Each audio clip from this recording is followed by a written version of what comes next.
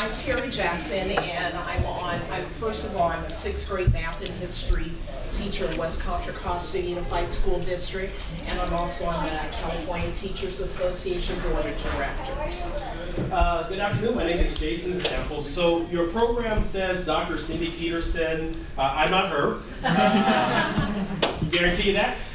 She actually was called away. Her son is being deployed to Afghanistan, and so she needed to go and spend some time with family. But my role is I do mostly policy work with Gateway Community Charters as their Chief Communication Strategy Officer, and have had some time in both the traditional education world as a school board member, and then also in the charter world as a member of the CMOT. So welcome.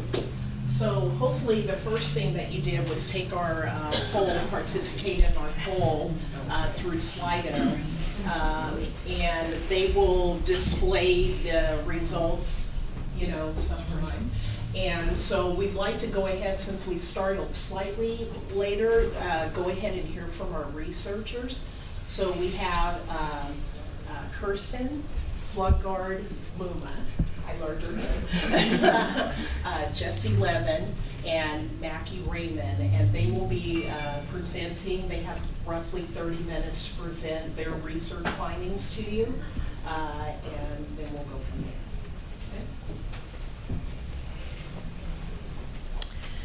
Well, let me see what I can do here. Yes, I think we can go ahead and Here we go. Check it out. Okay, I just have to do one thing to make sure I understand how to do this. Yes, I do. All right, all good. So good afternoon, everyone. I'm Mackie Raymond, and I'm with the Center for Research on Education Outcomes, CREDO, at Stanford University. Can I just see a show of hands? Is anybody in the room familiar with CREDO and the work that we do? Okay, so if you have heard about us, you know that we are an independent research group based at Stanford, and our mantra is that we let the data speak. And I want to use that as my introduction because we believe very strongly in great schools for all kids, but that doesn't necessarily mean that we are either pro-charter or anti-district or the reverse. Mm-hmm. We're dedicated to trying to find ways to improve outcomes for kids across all of the public sector of education. So I was asked, as part of this Getting Down to Facts initiative, to actually provide an update to the last study we did of California charter school performance, which was done in 2014. And I'm here to tell you that mostly that didn't happen. The opportunities for us to actually get contemporary data on charter schools and other schools in California was not successful. And so what I'm going to do is I'm going to give you a very limited update to what we learned in the first incarnation of California performance. So let's just go to the bottom line in case other people have other sessions you want to go to. We do see over time that charter schools have managed to both grow in terms of numbers and improve simultaneously. We think that that's a pretty important finding because that speaks both to the ability of authorizers to discern good applications, they're getting better at that, and also their willingness to take action when schools are not doing well at the point of renewal. Our studies, which I will show you shortly, do illuminate the fact that charter schools have a sweet spot. The sweet spot is urban districts where students of minority and poverty status are especially advantaged by going to charter schools.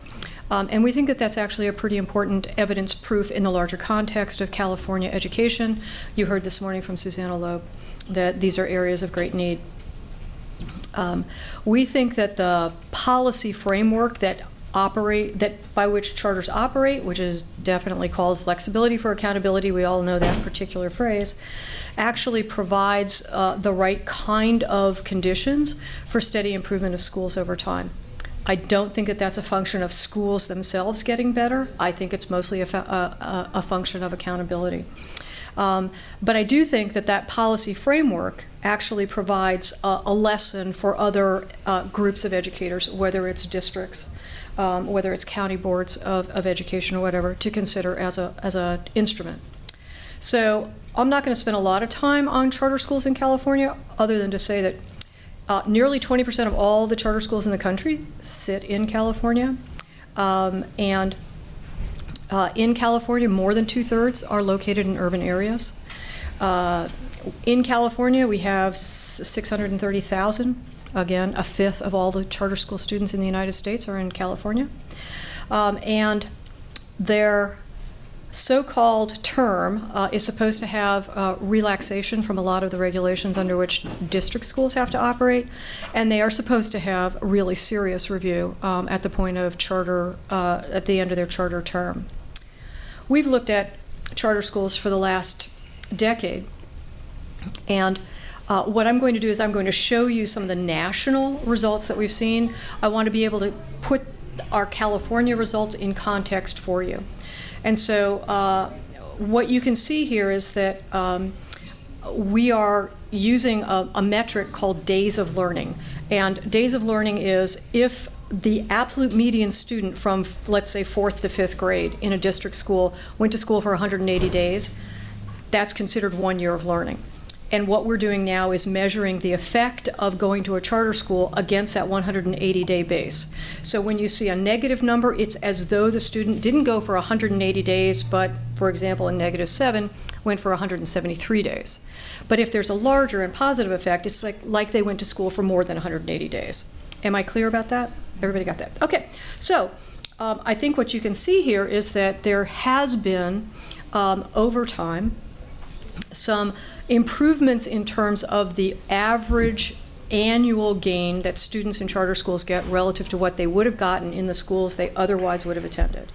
When we first started to measure this, they were in the neighborhood of 7 days behind in reading and 21 days behind in math.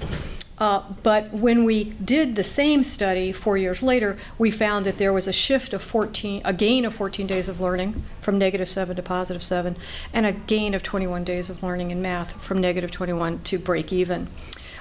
When we look at our urban centers around the country, and there were 43 of these in that study, we see a substantially different picture. These are strongly positive and significant gains in both subjects relative to what they would have gotten in other schools. Well, across the country, there's a lot of focus on CMOs. We have a representative of a CMO here in the room. They are touted in many parts of the policy landscape as the vehicle for large-scale school improvement.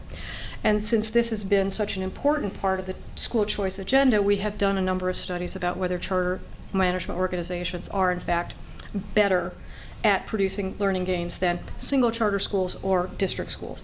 And we've had 2 different studies that we've done on this. I should say that the second study included 100 more CMOs than we had in the first study. So we both expanded the base, and because there are more schools that grew up to become CMOs by the time we did the study. And the CMOs that we had studied before had grown in number. So we had many, many more schools and CMOs in the second study. And so what we've been able to see is that there are still some positive effects that CMOs produce over traditional public schools in both reading and math, and that's represented an improvement overall in the math performance, and it has not proven overall a gain in performance in reading, although it still remains positive. So given that that's what we know, let's take a look at California. This is the 2014 California results, and this is overall the state study that we did at that time. And what you see here is that there was about a 14-day per year gain in learning for students in charter schools in reading, and about a 14-day loss in learning in math. And so this was spread across, there were 870 charter schools that were included in the California study at that time. As you know now, they're up to about 1,275. But when we look at California impacts for disadvantaged students, we find that the effects that we see in California do mirror the national results, that when we look at students in poverty and when we look at minority students and students who have had educational disadvantages, that this is where charter schools seem to be able to make their mark. When we're talking about educating white students and Asian students, and these are, for the white students, they are primarily suburban charter schools. Their achievement standard is high. The students in those districts do well overall, but the charter schools are not able to keep up with the learning pace that that the traditional public schools or the district schools are reaching. And we find a similar pattern in Asian students, although the Asian students are not concentrated in suburban areas, they're spread across the state. But we do find positive effects for special education and for English language learners. So when thinking about doing the update, and because we weren't able to get student level data, what I tried to do was to think about a way of thinking about whether the sector itself was improving. And the way that I did that was to go back to the 2014 study, and I picked out all of the students who were low-performing charter schools in the 2014 state report. Okay, so this is 2014, and there were 391 of them. The fact that there were 391 of them should cause eyebrows to go up, okay, just on the face of it. But let's see what happens to them as they mature. And what we found was that of the 391, 90 schools were closed. That's 23%. The rest of the schools remained in the bottom 2 deciles of student performance on growth for the entire time. And so we have about 300 schools sitting out there who have now, for more than 4 years, because we were already identifying them as low performing before, more than 4 years are sitting in a low performing state. That's not to say whether they're better performing than their local option or not, they're just low performing. But back to the 23% of closures, we did a closure study last fall, both charter school and district schools, and the rate of charter school closure across, and this was 23 states, the rate of charter school closure across the United States was 6%. It's actually a little lower than 6%.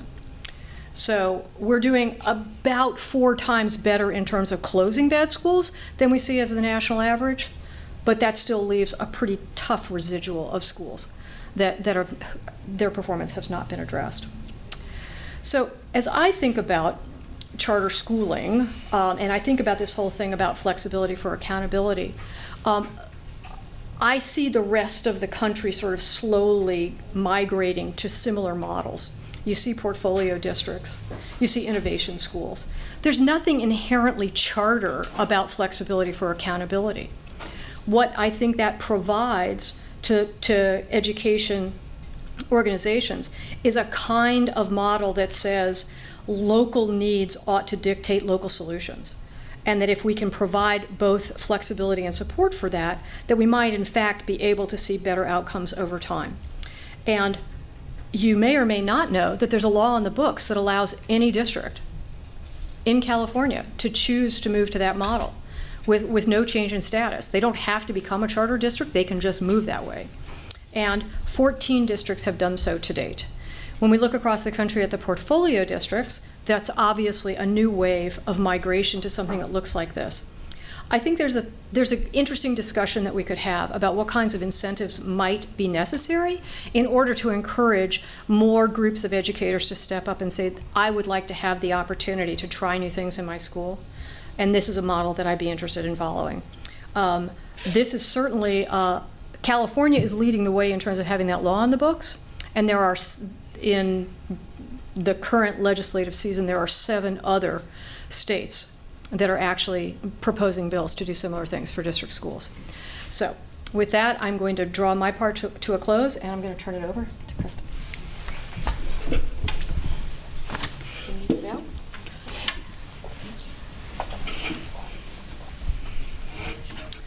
Hi everyone, my name is Kirsten Slungard-Muma, and I'm a doctoral candidate at the Harvard Graduate School of Education. And today I'm going to be presenting work that I worked on with Professor Martin West about charter school authorizing in California. So to begin with the basics, what is a charter school authorizer? An authorizer is the entity that holds the charter or the contract that allows a charter school to operate. So it's not a charter management organization, it doesn't run schools, it oversees them. And there are different kinds of agencies that can serve as authorizers in different states, but in California, the only agencies that can authorize charter schools are school districts, county offices of education, and the State Board of Education. And authorizers really have 3 primary roles, all related to kind of governance and accountability of charter schools. So their first is to vet applications to open new charter schools. Their second is to provide oversight to existing charter schools. And their third is to make decisions to close or renew or even revoke a charter school's charter. So in this report, which you can find and read in its entirety online, what we tried to do was to describe the policy landscape around charter school authorizing in California, to provide some context and compare what's done here with policies and practices in other states, and to assemble evidence to evaluate how well authorizers and the regulatory environment were supporting authorizers in each of these three key roles. So what I'll do for the rest of the presentation is highlight some of the key findings, including some facts that emerge from our work on this, but I would encourage you to look at our full report for a lot more detail than I can fit in this presentation. So our first key finding is that charter school authorizing in California is decentralized and really positions local school districts to be the primary authorizer. And that's not the case in every state. So when I say decentralized, what I mean is that unlike in a state like Massachusetts or North Carolina, where there's a single statewide entity that oversees all the charter schools, in California, every school district, every county office of education is potentially a charter school authorizer. So most applications in the state are submitted first to the local school district, and then if that application is denied, it can be appealed to the county office or the state board of education, in which case the county or the state becomes the authorizer. When we compare this to other states, that's a pretty generous appeals process, so allowing a charter multiple chances to get through. There are countywide and statewide charters, but these are the exception to the rule. And kind of as a result of this approach, California has more charter school authorizers than any other state. So there are 336 different agencies overseeing charter schools. So this is a graph that's showing you the breakdown of charter schools by authorizer type, both nationally, that's the blue bar, and in California, which is the red bar. And what you could take away from this, first of all, is that the vast majority of schools in California are authorized by districts, so 87% by districts, 11% by the county, and 2% by the state. The county's structure as an authorizer is really unique to California. That's not something that's found in other states. And you might also notice as you try to figure out what these weird abbreviations are, that there are different kinds of entities that authorize schools elsewhere, like institutes of higher education, independent charter boards, that don't exist in California. So our second key finding is that this approach, this decentralized approach, coupled with this appeals process, has supported really rapid and strong growth of the state's charter sector for a long time. So there are dozens of charter schools opening every year in California, a significant proportion closing as well. But this has been strong growth pretty much from the beginning. And it's also supported kind of variety in terms of types of charter schools. So, standalone schools, network schools, virtual schools, brick and mortar schools, schools with different curricular focuses, et cetera. Our third key finding is that most authorizers oversee very few schools, and this was really striking to us. So the modal, or the most common authorizer in the state of California, oversees one school. So, when we think about authorizers and their capacity and expertise and resourcing, that's important to keep in mind. There are large authorizers like LAUSD with big offices and lots of established procedures for these activities, but we might want to think more like Truckee Tahoe Unified, which oversees a single school. That's a more typical authorizer. Our fourth finding is that funding for authorization activities is relatively low. So authorizers can claim up to 1% of a charter's per pupil funding to support authorizing activities, or up to 3% if they're providing facilities. When we compare this to other states with this kind of a fee structure, that average across those states is more like 3% without the facilities requirement. To put that in context, if you had a small district with a startup elementary school that had 100 kids on day one, that might be $11,000 to support authorizing activities. Our fifth finding is that the state provides very little oversight to charter authorizers. It's not really a part of the charter law to think about oversight for charter authorizers in California as it is in some other states. So there's no requirement for performance reports at the authorizer level, so no format in which an authorizer is writing to the state and reflecting on the schools in their portfolio and the decisions they've made about renewal or non. And then there's no way for the state to prevent an authorizer with a poor track record of authorizing schools from continuing to authorize schools in the future, although there are ways for the state to intervene and revoke a particular school's charter without the authorizer's involvement. So our sixth finding is that the charter law in California doesn't specify a distinct reauthorization process and currently has outdated performance standards for reauthorization in law. So per charter law, the process for reauthorization is essentially the same as it is for the initial petition. to open a charter school, which is kind of at odds with the idea that instead of thinking about forward-facing goals and what we would do if we had a school, we should maybe be reflecting on what we have done in the past 5 years of a school having operated. And then as of 2005, the state had adopted minimum performance standards. So a school had to meet one of 4 different criteria in order to be reauthorized. But 3 of those are based on APIs, so an outdated metric. It's been outdated for a while, it's not useful. And the 4th provided kind of wishy-washy language that was a bit of a loophole. So in as much as we want to establish a clear floor, these no longer cut it and have been outdated for a while. And our 7th finding was that the average annual closure rate for charter schools in California, which is about 3%, is near the national average. Now, Mackie, you said 6%, but I think that was for low-performing schools. Is that right? That is correct. Yeah, so this was for all charter schools nationally. It's near the national average, about 3 to 4%. And we also find that most charter schools, in fact, close voluntarily. So this is a graph showing the reasons cited for closure for charter schools in 16-17. Half of them report closing voluntarily. That could, of course, be in consultation with an authorizer. We don't know. And then about 1/3 of them are closing for reasons of revocation or non-renewal. And then the remainder are merging or abandoning charters for other reasons. So some higher-level conclusions or takeaways from the takeaways. First, when you think of California's charter authorizing environment, which you will all the time now, you should think about a decentralized, LEA-focused system that has supported really rapid growth of a large and pretty diverse charter sector.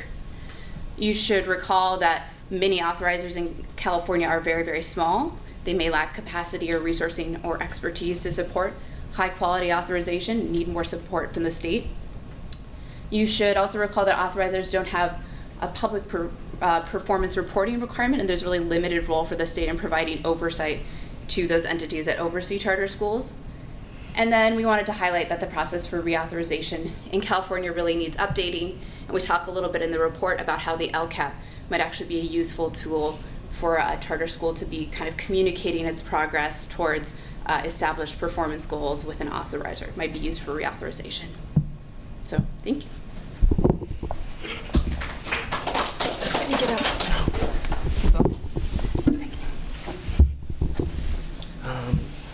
So let's see. So, thanks everyone. I'm going to try to make it through these slides as quickly as possible.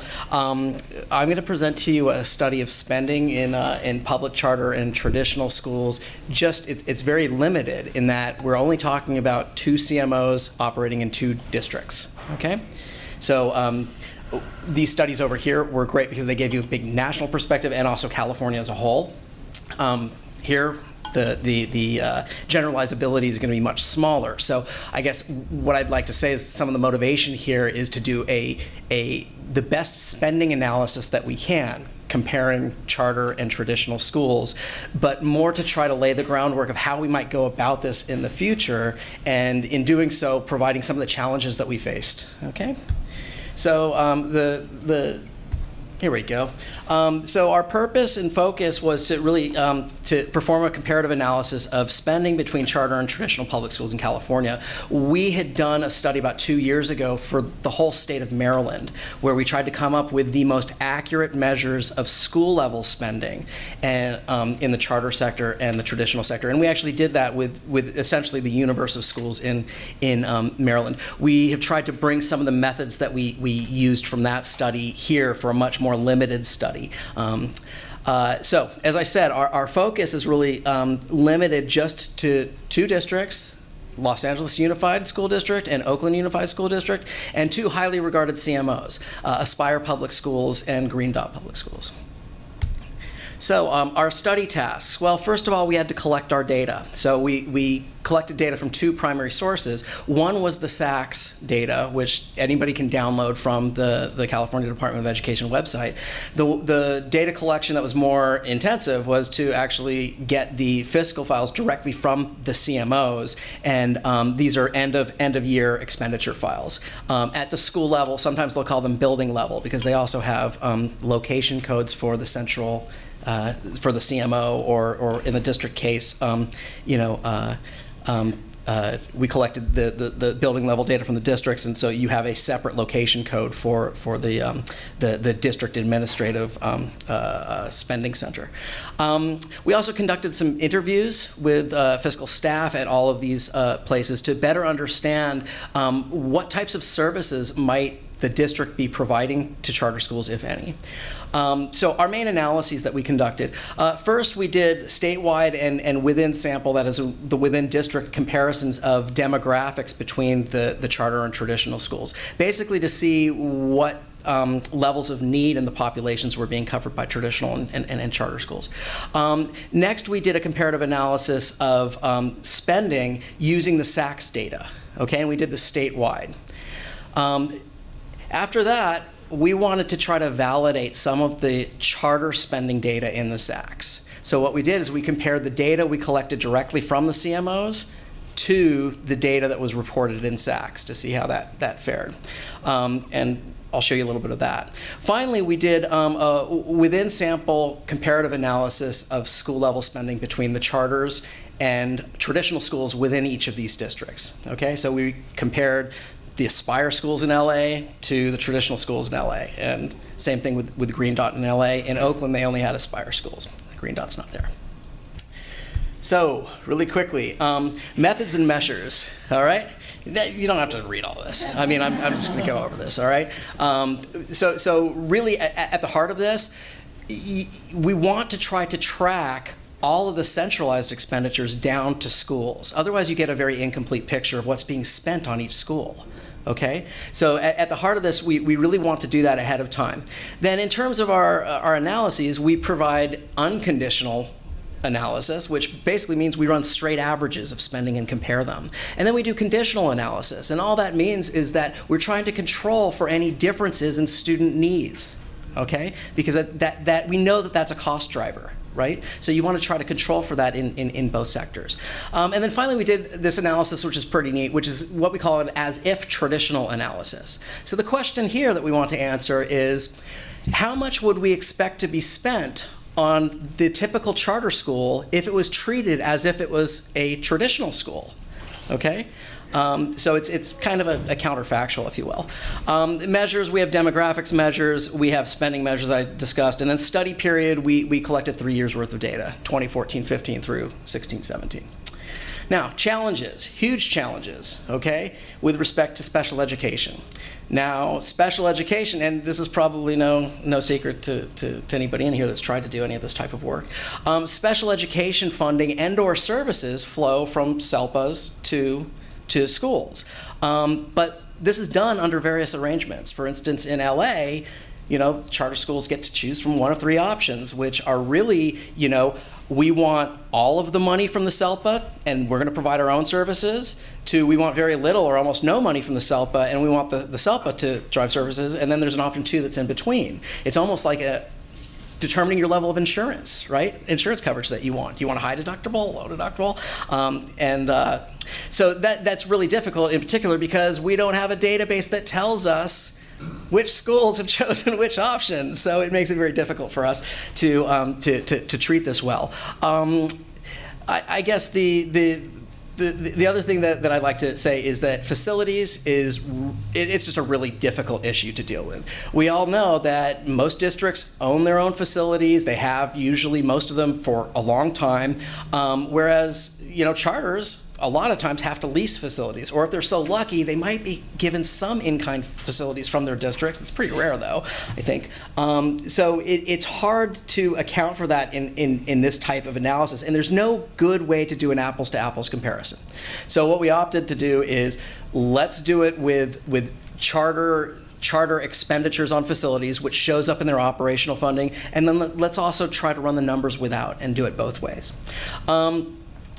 The third challenge was accounting for spending supported by alternative funding sources. So there's no guarantee that we have accounted for all of the dollars that might be that might be going towards spending that are not reported in Sacs or the files that we've got. And remember, this isn't a charter. This is not just on the charter side. This is also on the public side, right?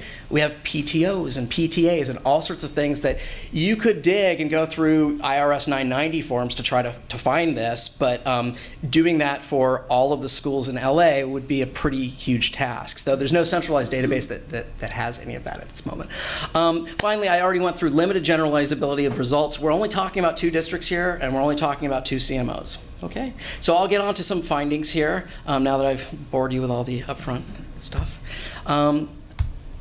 So what we found was charter schools on average serve less needy students across the state. These are pupil-weighted numbers, so these are incidences of different student needs populations in percentage terms, and the first column is for traditional, the second column is for charters, and then we do the relative difference, okay? So these are pupil-weighted numbers, so you can sort of interpret them as this is the probability that you would observe a student in a charter or traditional school that had this type of need, all right? And so these negative numbers, basically if the numbers are negative, they're telling you that the charter schools are serving a lesser level of, or incidence of the student need, okay? Now we did this both unconditional and then also conditional, where we controlled for the grade range served, which is very important because, as we know, percent EL tends to go down as you go up in grade level, just because people get redesignated, right? And we also controlled for the district itself, the location. So what we see after we condition is that actually the differences become a little greater. But the main point is that charter schools, on average, serve lesser needs students across the state. Now, this is for just our smaller study sample here. And what we find is that actually in Aspire and Green Dot public schools that operate in LAUSD and OUSD, they tend to be actually higher needs on average for the most part than their traditional school counterparts within these districts. So remember, limited generalizability. We're looking at 2 CMOs that serve relatively high needs populations in districts that are relatively high needs, okay? So this is not representative of the state whatsoever.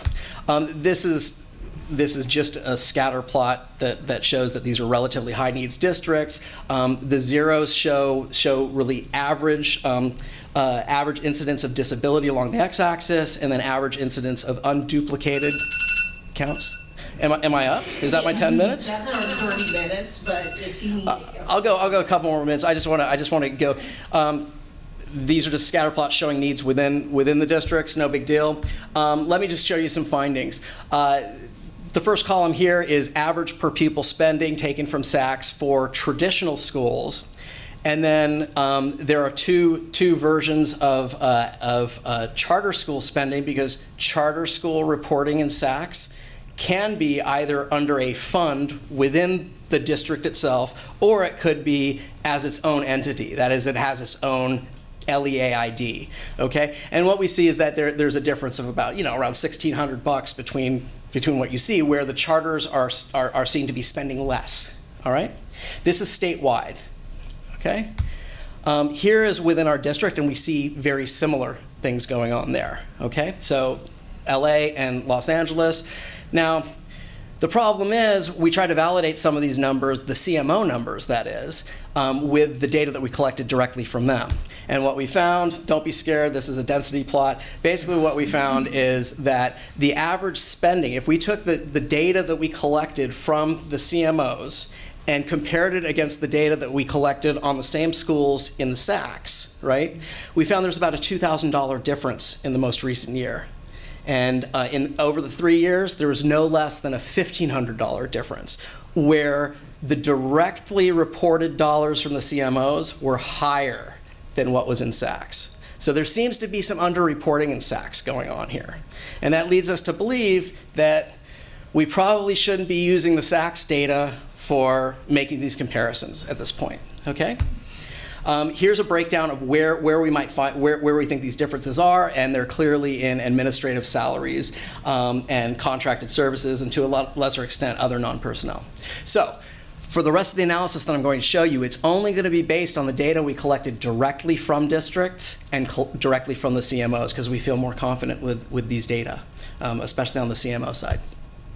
So very quickly, these are basically plots of average per pupil spending in LAUSD and OUSD, and it's comparing the average traditional schools. Those are the dark, well, for LAUSD, it's the dark circles, and then Aspire and Green Dot schools, which are the squares and the diamonds, respectively. And what we see is that in 2015 and 2016, notably, the charter schools seem to be spending less on average than the traditional schools. When we get to 2017, things even out more, okay? And it's a similar pattern in Oakland. Now, once that was unconditional. Once we control for the differential levels of need there, then we see a different story. In 2015 and 16, it's still about the same. There's no significant difference. In 2017, we see that actually the Aspire schools are spending significantly more, and the Green Dot schools are spending about on par with the LAUSD schools. So I don't know if you can't see my cursor here. When we go over to the Oakland, then we see that there's not really a significant difference between these. All right. Finally, here's the as if. This is my last slide. Okay. So the as if shows that in the most recent year, the Aspire schools in LA actually are spending more than we would predict they would be spending if they were treated as if they were a traditional school. So if you took your average Aspire school and you ran it through and treated it as if it was being, it had the spending characteristics of a traditional school, it's actually spending more than what was predicted. In Green Dot LA, we don't find that. I mean, it's almost exactly the same. And then Aspire in Oakland is the same story, but there's not a significant difference. Same story in that it's spending more than what would be predicted, but it's not significantly different. So, some of key findings: the charter schools across the state, on average, tend to serve less needy populations than traditional schools. And this is a reason for you to do conditional analysis or pay attention to conditional analysis, where you are controlling for the differences in student needs. The analysis also shows that the state charters tend to spend substantially less than their traditional public school counterparts. But the comparison of the fiscal data from the Sacs and the direct data that we found really shows that there's probably some underreporting in Sacs, okay? So the second sub-bullet there is really saying this incomparability between the charter and traditional school spending and using Sacs suggests that we really have to look at how that data is being collected and try to get that more on track with reality. And then, finally, here's just some estimates. We didn't find huge differences in average spending per pupil between the charters and the traditional schools for the most part.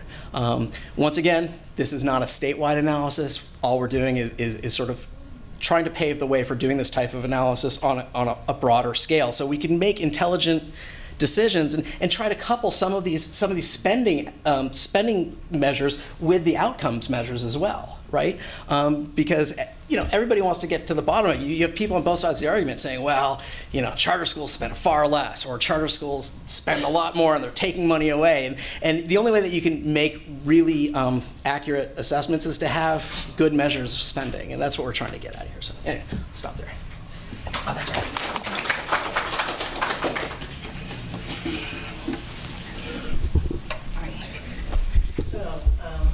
Adjusting for our time here, maybe a couple of questions of our researchers, and then we want to use the remainder of the time to have table talk. So are there any questions that you would like to pose? Yes.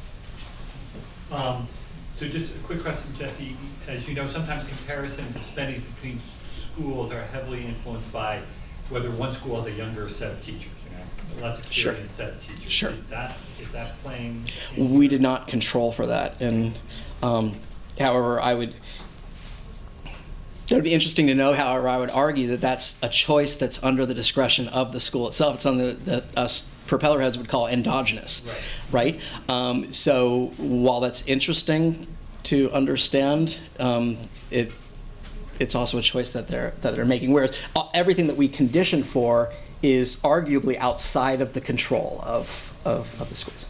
Does that help? So, but we did not condition on teacher experience at all for this stuff. Okay. Yes, you would ask. My question is about of the 90 schools that charter schools that were low achieving that closed, that was such a high 23%. Did you look at in what way they closed? Were they closed voluntarily, or were they closed by their authorizer?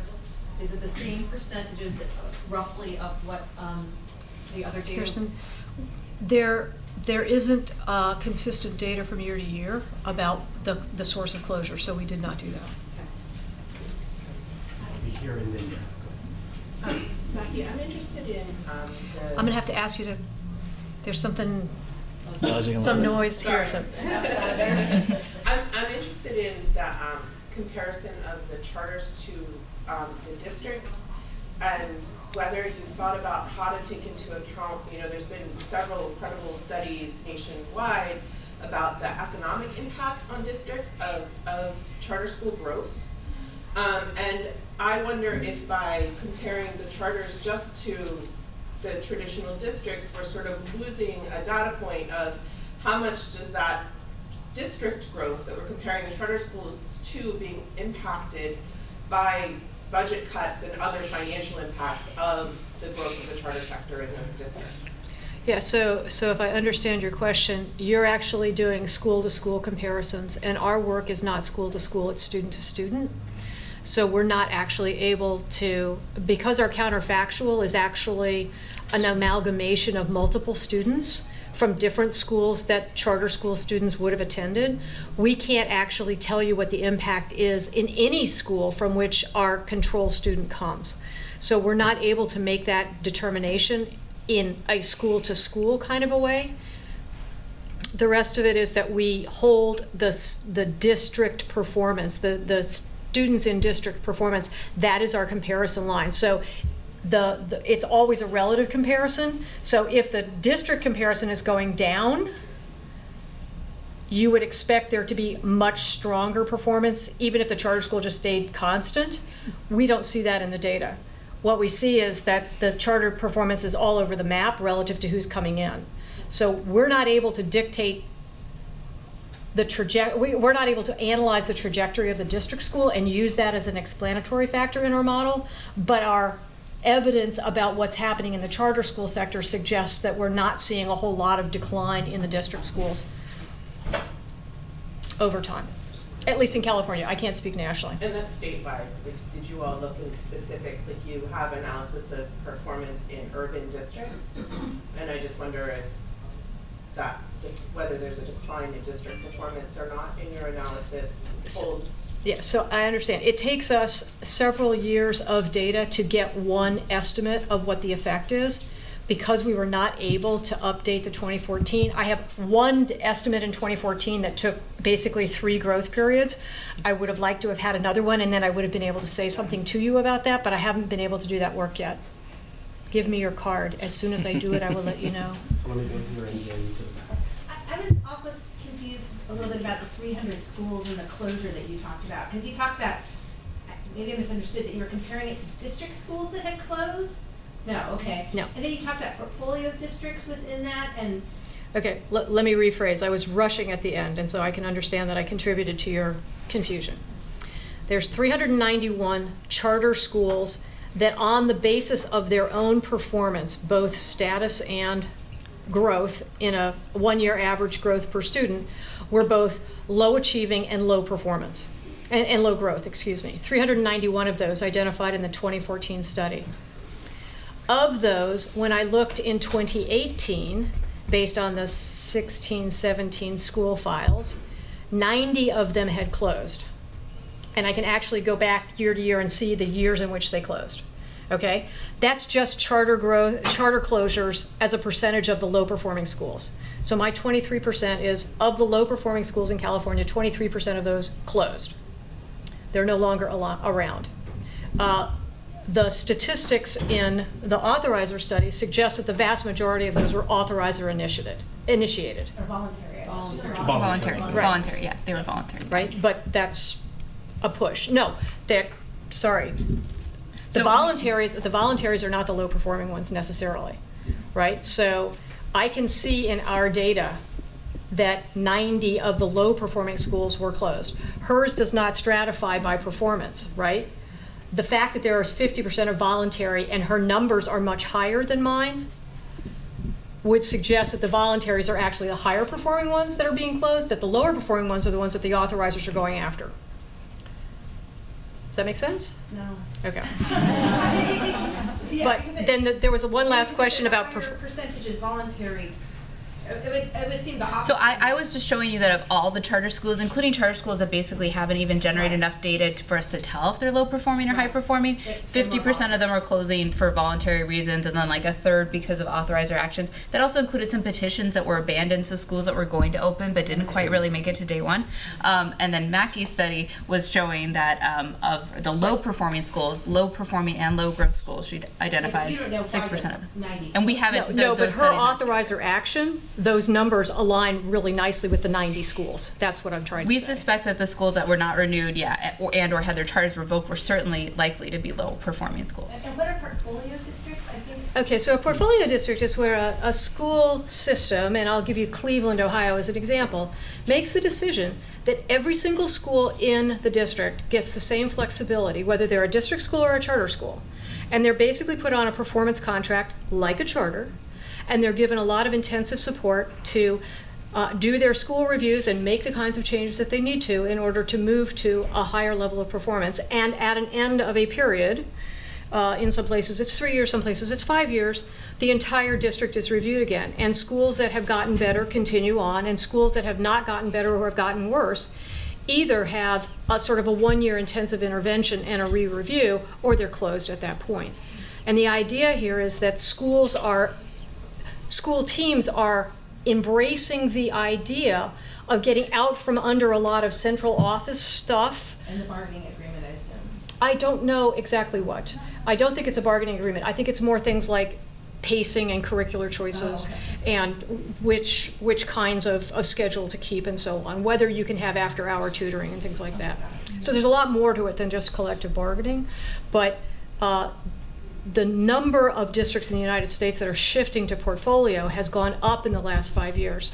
And there is an increasing body of evidence that the average performance of schools in those kinds of systems is going up at a slightly more rapid rate than prior, and a much more rapid rate than traditional district schools. So there's 2 more questions. I see 2 ladies who have been waiting, one in the back on the wall, and then we'll end right here.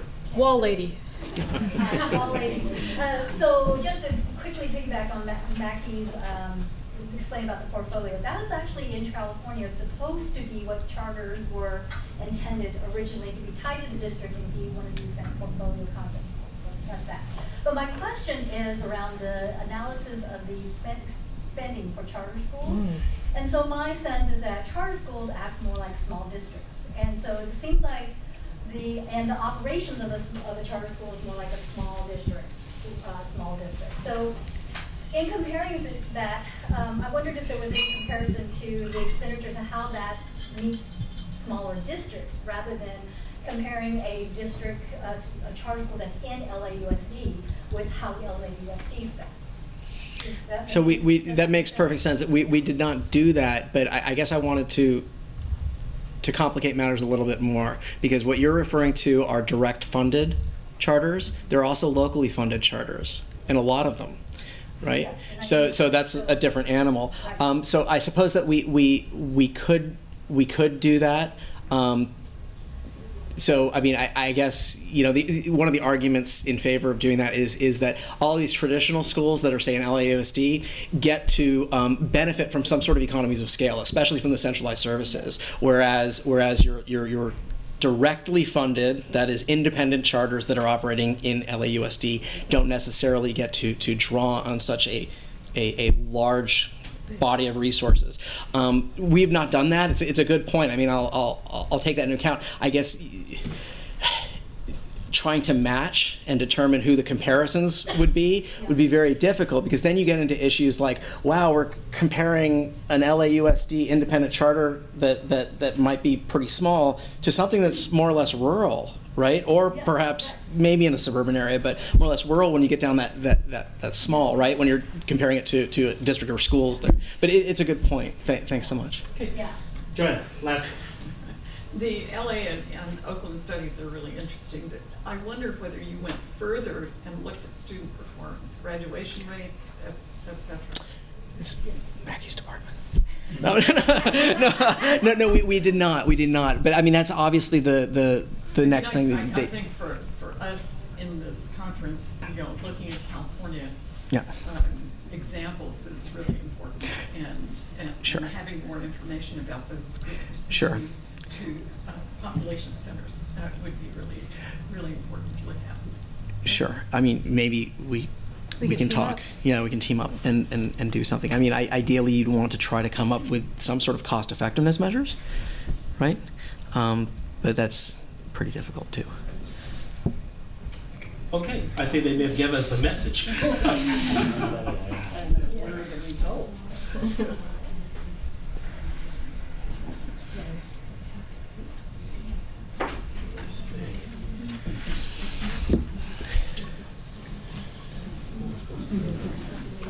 Maybe I can try to figure that out while you're. Yeah. It's Control-Alt-D. Control-Alt-D. Control-Alt-D. Okay, those are our table discussion Yeah. questions. So we have, I would say probably about, 10 minutes, at the most, so that you can go on to the next fixed session downstairs. But these are 3 table discussions, and what you can do is just at your table decide which question you want to tackle in 10 minutes.